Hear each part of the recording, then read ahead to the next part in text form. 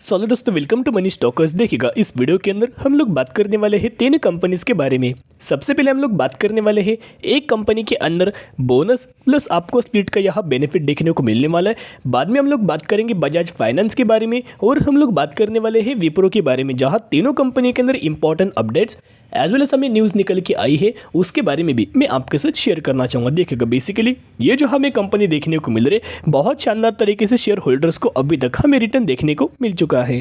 तो यहाँ दोस्तों अगर आप देखोगे तो इस कंपनी के अंदर 1:2 रेशियो के अंदर आपको यहाँ बोनस का बेनिफिट देखने को मिलेगा। यानी कि अगर आपके पास इस कंपनी के 2 शेयर होंगे तो 2 के बदले 1 एज आपको बोनस शेयर दिया जाएगा और वही एग्जीक्यूशन के बाद हो जाएंगे 3 शेयर। वैसे ही अगर आपके पास इस कंपनी के 4 शेयर होंगे तो 4 के बदले 2 एज आपको बोनस शेयर दिया जाएगा और वही एग्जीक्यूशन के बाद हो जाएंगे 6 शेयर। तो इसी रेशियो के अंदर इस कंपनी के अंदर आपको यहाँ बोनस का हमें बेनिफिट देखने को मिलने वाला है। और इसी कंपनी के अंदर आपको स्प्लिट का दोस्तों बेनिफिट देखने को मिलेगा। अब स्प्लिट दोस्तों कैसे, सब डिवीजन यानी कि स्प्लिट, बेसिकली कंपनी का जो फेस वैल्यू हमें देखने को मिल रहा है 1 हमें 10 हमें देखने को मिल रहा है। तो अभी एग्जीक्यूशन के बाद इसका जो फेस वैल्यू कंपनी का होगा 1 के अंदर हमें कन्वर्ट आपको देखने को मिलेगा। यानी कि अगर आपके पास इस कंपनी के 1 शेयर होंगे तो आपको 1 के बदले 10 शेयर मिलेंगे। अगर आपके पास इस कंपनी के 10 शेयर होंगे तो 10 के बदले आपको 100 शेयर मिलेंगे। अगर आपके पास इस कंपनी के 100 शेयर होंगे तो आपको इस कंपनी के 1000 शेयर देखने को मिलने वाला है।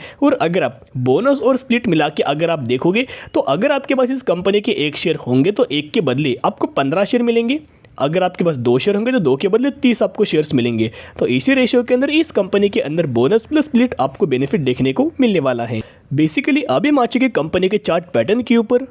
तो यहाँ दोस्तों अगर आप देखोगे तो बहुत साल पुरानी हमें कंपनी देखने को नहीं मिल रही। पिछले 1 सालों के अंदर 115% के आसपास इस कंपनी के अंदर आपको कंसिस्टेंटली हमें ग्रोइंग मात्रा में हमें रिटर्न देखने को मिल रहा है और 400 रुपये का हमें प्राइसिंग इस कंपनी का आपको देखने को मिल रहा है। तो हम कौन सी कंपनी के बारे में बात करें, हम लोग बात करें डेंगे डैम्स लिमिटेड के बारे में। और इसी कंपनी के अंदर आपको बोनस का और स्प्लिट का हमें बेनिफिट देखने को मिलने वाला है।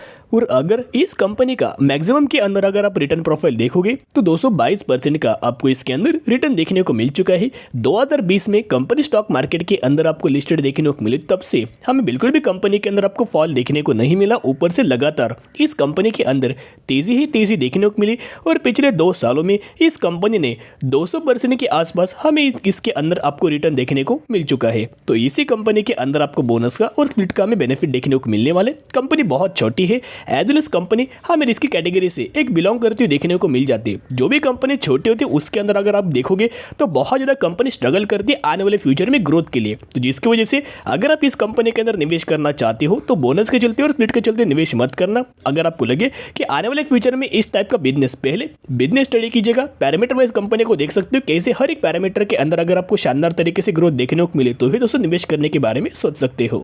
और डेंगे डैम्स की अगर बात की जाए तो इस कंपनी का अगर आप फाइनेंशियल क्वार्टर्स देखोगे, यानी कि क्वार्टर 1 का अगर आप जून क्वार्टर का रिजल्ट्स यहाँ देखोगे तो रेवेन्यूज के अंदर 49% की year on basis jump, net income के अंदर 66% की जंप, डायलूट ईपीएस के अंदर 66% की जंप और नेट प्रॉफिट मार्जिन के अंदर 77% की जंप हमें देखने को मिला। यानी कि जो कंपनी ने अपना क्वार्टर 1 का जो रिजल्ट परफॉर्म किया है उसके अंदर बहुत शानदार तरीके से हमें हर एक पैरामीटर के अंदर हमें ग्रोथ देखने को मिल चुकी है। तो दोस्तों जैसे कि मैंने आपके साथ शेयर किया था, अभी हम लोग बात करने वाले हैं बजाज फाइनेंस के बारे में। बजाज फाइनेंस के बारे में मैंने बहुत बार आपके साथ शेयर किया था, एक बिग अलर्ट भी मैंने आपके साथ शेयर किया था। एक तो कंपनीज के अंदर शानदार तरीके से आपको तेजी देखने को मिली और स्टॉक मार्केट के अंदर लगातार आपको किसी भी कंपनी के अंदर हमें तेजी देखने को नहीं मिलती। बीच बीच में अगर तेजी आपको देखने को मिले, बाद में 100% उन कंपनीज के अंदर प्रॉफिट बुकिंग देखने को मिल जाती है, उन कंपनीज के अंदर हमें करेक्शन देखने को मिल जाता है।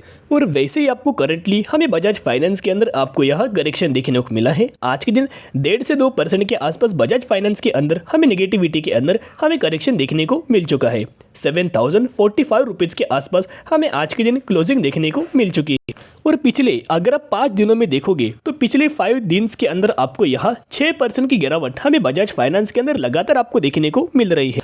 एक तो मैंने बजाज फाइनेंस के बारे में बहुत बार दोस्तों आपके साथ शेयर कर चुका हूं, कंपनी फंडामेंटली बहुत ज़्यादा स्ट्रॉन्ग निकल के आई है। अगर आप बजाज फाइनेंस के पैरामीटर्स के अंदर अगर आप देखोगे तो हर एक पैरामीटर के अंदर ग्रोथ देखने को मिल रही है। सेल्स के अंदर अगर आप देखोगे, नेट प्रॉफिट के अंदर देखोगे, ऑपरेटिंग प्रॉफिट देख सकते हो, अर्निंग पर शेयर देख सकते हो, या फिर रिटर्न कैपिटल एम्प्लॉय आप यहाँ देख सकते हो, आरओसी देख सकते हो। हर एक पैरामीटर के अंदर हमें शानदार तरीके से हमें ग्रोथ देखने को मिल रही है। ऊपर से एक मार्केट लीडर कंपनी है एज वेल एज एक फाइनेंस सेक्टर से हमें बिलोंग करती हुई देखने को मिल रही है।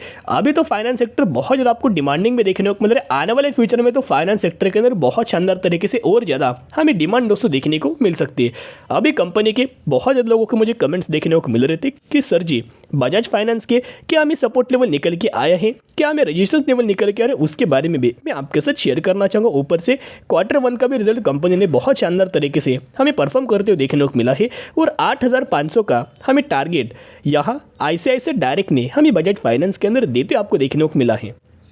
बेसिकली अगर आप ये देखोगे तो पिछले कुछ दिनों में आपको बजाज फाइनेंस के अंदर एक हमें कंसोलिडेशन फेज आपको देखने को मिल रहा है। अभी कंसोलिडेशन फेज होता क्या है, एक तो कंपनी के अंदर अगर आपको तेज़ी ज़्यादा देखने को मिले उसके अंदर स्लाइटली हमें प्रॉफिट बुकिंग देखने को मिल जाती है और उसके बाद आपको कंपनी के अंदर फ्लैट परफॉर्मेंस से कंसोलिडेट करती है। उसके नीचे ये लेवल के नीचे कंपनी नहीं जाती, सपोर्ट लेवल के नीचे, और रजिस्ट्रेशन लेवल कंपनी ब्रेक नहीं करती। इस बीच में जो कंपनी हमें यहाँ चलते हो अगर आपको देखने को मिले तो उसे अब यह कंसोलिडेशन फेज आप बोल सकते हो। और अभी आपको बजाज फाइनेंस एक कंसोलिडेशन फेज में दोस्तों देखने को मिल रहा है। अगर बजाज फाइनेंस यहाँ 6,800 रुपये का अगर दोस्तों लेवल से आप ब्रेक करके अगर नीचे अगर आपको आते हुए देखने को मिले तो आपको बजाज फाइनेंस के अंदर जो अगला जो लेवल हमें देखने को मिल सकता है 6,500 रुपये का हमें बजाज फाइनेंस के अंदर सपोर्ट लेवल आपको देखने को मिल सकता है। तो इसके अंदर सपोर्ट लेवल क्या देखने को मिला 6,500 का हमें बजाज फाइनेंस के अंदर आपको यह सपोर्ट लेवल देखने को मिल रहा है।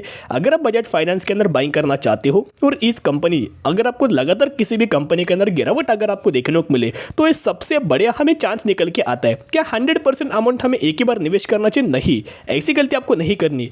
अब इस पॉइंट के पास आप 10% की अमाउंट लगा सकते हो, फिर इस पॉइंट आप 10% की अमाउंट लगा सकते हो या फिर इस पॉइंट के ऊपर 10% के शेयर्स आप बाइंग कर सकते हो। अभी 10% क्या है कि जो आप 100% जो आप किसी भी कंपनी के अंदर फंड डाल रहे हो उसमें से 10% आप इस लेवल के ऊपर बाई कर सकते हो, फिर इस लेवल के ऊपर बाई कर सकते हो, इस लेवल के ऊपर बाई कर सकते हो। अगर आप इस ऐसे तरह से अगर आप बाइंग करेंगे तो ये आपको सबसे ज़्यादा बेनिफिट हमें लॉन्ग टर्म बेसिस के ऊपर कंपनी के अंदर आपको देखने को मिल जाएगा।